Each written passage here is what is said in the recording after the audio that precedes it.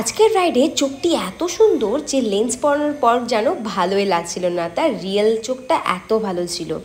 আর কি ভাবছো এটা ব্রাইট? না না, এটা ব্রাইডের ননদ। ব্রাইট ছিল একদম পুতুলের মতো, একটা ছোট্ট পাড়া মুখ আর চোখ দুটো ভারী সুন্দর। আর আজকে আমি ব্রাইড সহ ব্রাইডের দুটো ননদকে সাজাবো। একটি ননদ তো 1 বছর আগে আমার কাছেই ব্রাইড সেজেছিল, আর সে আমার ইউটিউবের প্রথম ব্রাইড ভাইরাল গেছিল, আর তার এত ভালো লেগেছিল যে তার ভাইয়ের বিয়েতে আমাকেই বুকিং করেছে। আর ব্রাইডের ছোট ননদ পরে দেখে নিচ্ছিল যে তার বৌদি এটা পরে কতক্ষণ থাকতে পারবে বা এটা পরে নড়াচড়া করতে পারবে কিনা, এরকমই একটা ননদ। তো চলো দেখে নিই এবার ব্রাইড কেমন লুক চায় না চায়, আর ব্রাইড এই লেহেঙ্গাটা পরতে পারছে কিনা।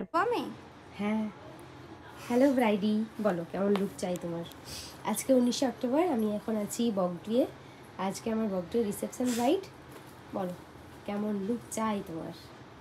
মানে তুমি শুধু বলো তুমি হেয়ারটা কেমন চাইছো, বেস মেকআপ কেমন, এই হেয়ারটা আগে বলো। কি বলবো বলো, মানে কি চাই? ইনি শিখিয়ে দিচ্ছেন, ইনি জিজ্ঞেস করছেন, ইনি হলো ননদ, ভাবি। বলো তুমি বলো কেমন করবো তোমার? বেশি হেভি মেকআপ চাই না, লাইট মেকআপ চাই, নিউড টাইপের। আর হেয়ার স্টাইল মেশি করবে, যেটা স্যুট একদম মেসি, তাই তো? হ্যাঁ। আর লিপ কি করতে চাইছো বলো? নিউড করতে চাইছো কি? নিউড। আচ্ছা, আই লাইট গ্লসি একটা, নিউডের গ্লসি এখন যেগুলো চলছে, নিউড গ্লসি একটা, যেটা হবে আপনার পছন্দের করে। আমার পছন্দে যেটা ভালো। ঠিক আছে, আমি আমার পছন্দে তোমাকে সাজাচ্ছি। তাহলে পুরোটাই আমার উপরে ছেড়ে দাও। হ্যাঁ, পুরোটাই আপনি। ঠিক আছে, ঠিক আছে, চলো। তো আজকে আমার ব্রাইড বললো কিনা আমার পুরোটাই আমার উপরে ছেড়ে দিল, হেয়ারটা শুধু বলেছে মেসি।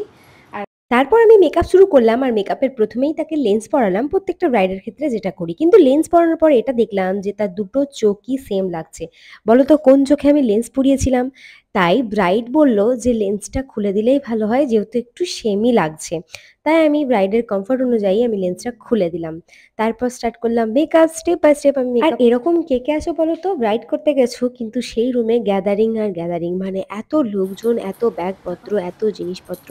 আচ্ছা এটা ঠিক আছে যে জিনিসপত্র রেখেছে, ব্যাগপত্র রেখেছে, আর রুমে রাখার জায়গা নেই, কিন্তু এসে যদি চুপচাপ নিয়ে যায়।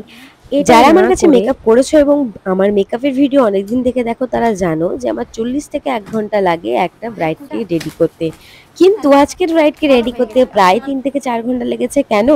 ওই যে রুম ভর্তি লোক, আর একজন করে আসছে, আর একটা করে জিনিস নিচ্ছে, আর একটা করে কমেন্ট করছে, মানে বিভিন্ন ধরনের সমালোচনা, কথাবার্তা। তো এই যে গ্যাদারিং, আমরা কেন, মানে আমরা নয়, প্রত্যেকটা মেকআপ আর্টিস্ট কেন বলে যে রুম থেকে বেরিয়ে যাওয়ার জন্য? আসলে তাদের কাছে অনেক দামি দামি প্রোডাক্ট থাকে, তাদের প্রোডাক্ট একটাও যেন না হারিয়ে যায়। তার থেকে বড় কথা, তারা যখন সাজায় তাদের মনোযোগটা কিন্তু সেই ব্রাইডের স্পেশাল দিনটাকে ফুটিয়ে তোলার জন্য থাকে। কিন্তু অনেকজনই ভাবে বেশি প্রফেশনালগিরি দেখাচ্ছে, বা বেশি বেশি মেকআপ শিখে নিয়েছে, বা ব্রাইডকে কি এমন সাজাবে কে জানে, দরজা বন্ধ করে সাজাতে হবে, এরকম ধরনের। আসলে আমি কোনোদিনই কোনো ব্রাইডকে সাজাতে গিয়ে এটা বলিনি যে কারোর ঢোকা হবে না। অবশ্যই এমনও হয়েছে অনেক বাড়িতে সাজাতে গিয়ে আমি দরজা ওপেন রেখেছি, যার যখন ইচ্ছে সে তখন ঢুকে পুরো বাড়ি ফাঁকা থাকলেও দেখি যেন যেখানে সাজানো হবে সেখানেই যত লোকজন, কেন আমি ভেবে পাই না। আজকে যাকে সাজাতে গেছিলাম সেই রুমে শুধুমাত্র লোকজনের ভিড় ছিল না, বাচ্চাগুলো এসে খেলাধুলো করছিল। কোনো বাচ্চা দেখছি হিসু করে দিচ্ছে, তো কোনো বাচ্চা বমি করে দিচ্ছে। যাই হোক, এরকম প্রবলেম হতেই থাকে। আর যে ননদ দুটো ছিল যাদেরকে আমি সাজাবো এরপর, তারা কিন্তু ভীষণভাবে হেল্প করেছিল দরজা খুলতে, বন্ধ করতে। মানে ওরাই যত সমস্তভাবে কমফর্ট জোনটা আমাকে এনে দিয়েছিল, যাতে আমি ব্রাইডকে সুন্দর করে সাজাতে পারি। প্রত্যেক বিয়ে বাড়িতে এরকম যেন একটা করে ননদ থাকে বা বোন থাকে, যারা আমাদেরকে এরকম ভাবে কমফর্ট জোনটা এনে দেয় একটু হলেও, যাতে আমরা সুন্দর করে মনোযোগ দিয়ে সাজাতে পারি। আর হ্যাঁ, ঠিক 1 বছর আগে এই রুমে আমি এরই ননদকে সাজিয়েছিলাম, বড় ননদকে। তো চলো আবার বড় ননদকে সাজানোর সুযোগ পেয়েছি, তো আগে ব্রাইডের কাছে জেনে নিই তার সাজানোটা কেমন লেগেছে। হেয়ারটা তুমি একটু তোমার পছন্দ মতো তুমি চেয়েছো, ঠিক আছে, সাজানো সবকিছু, সবকিছু মেকআপ, আই মেকআপ, লিপস্টিক, সমস্ত কিছু ঠিক আছে তো? পছন্দ হয়েছে? চলো সেই গ্যাদারিং রুম আর সেই চেঁচামেচি, এর মধ্যে দিয়ে ঠাকুমা, পিসিমা, জেঠিমা, কাকিমা সবাই এসে এমনভাবে ভিড় করছে, এরকম করে ব্রাইড সাজানো যায় না। আপকামিং ব্রাইডরা কখনো এরকম কাকিমা ঠাকুমা জেঠিমা কাউকে ঢোকাবে না, অবশ্যই ঢুকতে পারে কিন্তু নিজে নিজে জিনিসপত্র নিয়ে যেন নিজে নিজে টুকটুক করে বেরিয়ে যায়। দরজা ঠক ঠক করে আজ আমি দরজা খুলতে খুলতে একদম টায়ার্ড হয়ে পড়লাম।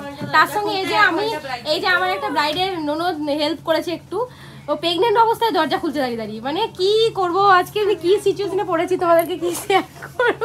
এটাই ছিল সেই ব্রাইডের ছোট ননদ যে পুরো ব্যাপারটাকে হ্যান্ডেল করেছে, মানে এত লোকজনের ভিড়েও আমি যেন ব্রাইডকে ভালো করে সাজাতে পারি সেই জায়গাটা একটু করে দিয়েছে। আর এটা ছিল বড় ননদ, যাকে আমি 1টি বছর আগে 27শে অক্টোবর সাজিয়েছিলাম, মানে খুব কাছাকাছি ডেট 1টি বছর আগে। আর এই সেই ব্রাইড যে আমার ইউটিউবে ভীষণ পরিমাণে ভাইরাল গেছিল, সবাই অনেক অনেক ভালোবাসা দিয়েছিল ইউটিউবে। আর তোমরাও জানাবে আজকে কেমন লাগছে, সি ইজ প্রেগনেন্ট। তো তারপর আমরা সবাই বাড়ি ফিরে যাই, আর তখন নাকি জামাই চলে এসেছিল, মানে জামাই বরণ হচ্ছিল। আমরা এসব দেখতে দেখতে বাড়ি চলে আসি। আর তোমাদের পুরো ভিডিওটা কেমন লাগলো অবশ্যই জানাবে। অনেক রাত্রি হয়ে গেছিল আমাদের বাড়ি ফিরতে, প্রায় 11:30 বাড়ি পৌঁছাতে। তো সবাই ভালো থাকবে, সুস্থ থাকবে, টাটা বাই।